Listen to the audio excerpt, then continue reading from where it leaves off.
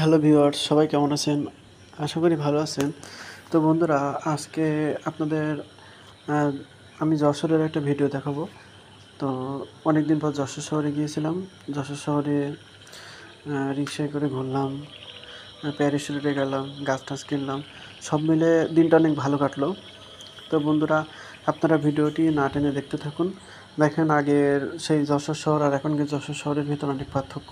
যেমন প্যারিস রোডে অনেকগুলো স্টল আছে, যে স্টলগুলো আপনার ভ্রাম্যমাণ স্টল। এখানে অনেক ধরনের ফাস্টফুড টাইপের খাবার পাওয়া যায়।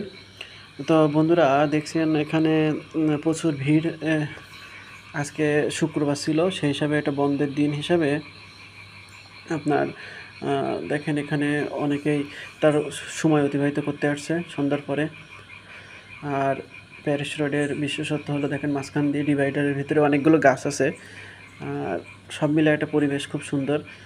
আর প্যারিস রোড পার হয়েই আপনার এই যে এখানে ডিসি পার্ক আছে।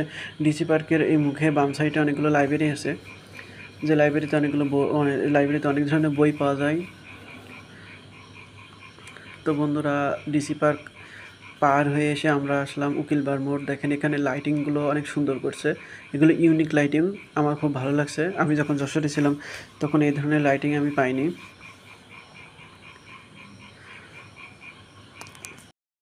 তো বন্ধুরা, আসলে অনেক দিন পরে প্রাণের শহর যশোরে যেতে পেরে খুব ভালো লাগছে। বাম সাইডে আমরা এখন circuit house, Jessore circuit house cross করছি। এপাশ দিয়ে ঢুকে দেখেন অলরেডি এটা হলো এপাশ দিয়ে দেখেন লাইটিং টাইটিংগুলো সব কিছুই সুন্দর লাগছে। তো অবশেষে আমরা পৌঁছাই গেলাম।